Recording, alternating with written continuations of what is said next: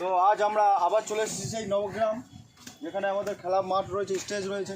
সেই জায়গায় গতবারে কিছু গাছ লাগানো হয়েছিল, গাছগুলো অনেক বড় হয়ে গেছে।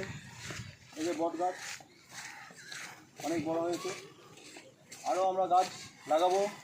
দুটো আম গাছ নিয়ে এলাম, কৃষ্ণচূড়া, রাধাচূড়া সমস্ত গাছ নিয়ে এসেছি, এখানে লাগাবো। এখানে চলো ভাই চলো। কোন দিকে রাস্তা?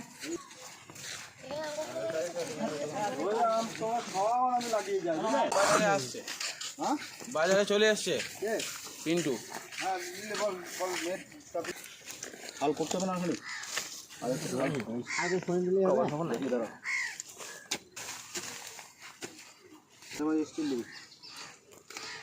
ওইখানে আমরা একটা আম গাছ ছিল, সেই আম গাছ কারণবশত কোনো রকম মারা গেছে। তো আবার আমরা সেখানে একটা আম গাছ লাগিয়ে দিচ্ছি। মাটি দাও, মাটি দাও। বিসমিল্লাহ।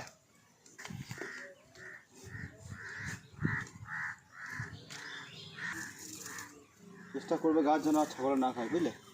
অনেক চেষ্টা। তুমি ছুরি মুড়ি কিছু আনা নাই? ওইখানে দেখতে যে কেসটা থেকে ঘাটে নিয়ে এসো ভাই, তাড়াতাড়ি নিয়ে এসো, ঘাটে তাড়াতাড়ি নিয়ে এসো। এ করে দিলাম ছাগলটা নিয়ে।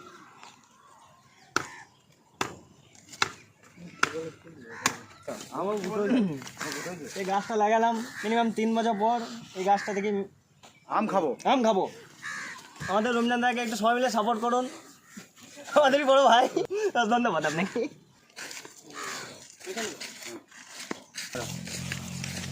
দেখুন ভাই, আর একটা আম গাছ লাগানো আমরা চেষ্টা করছি। আমরা আবার একটা আম গাছ এখানে লাগিয়ে দিই পায়েল ভাইকে নিয়ে।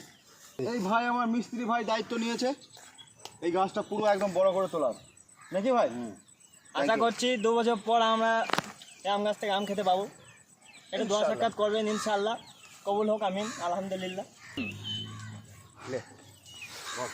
মাটি দে,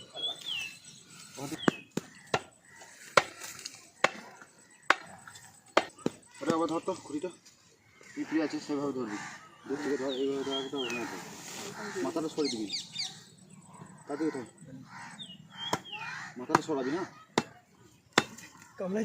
সরে যা।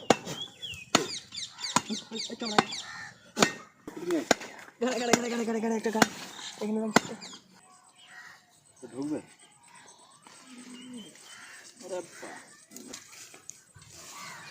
আমরা আশা করছি আমরা একটা জীবন বাঁচাতে পেরেছি, কারণ ছোটোবেলায় ওই ক্লাস 1-এ পড়েছি যে একটি গাছ একটি প্রাণ।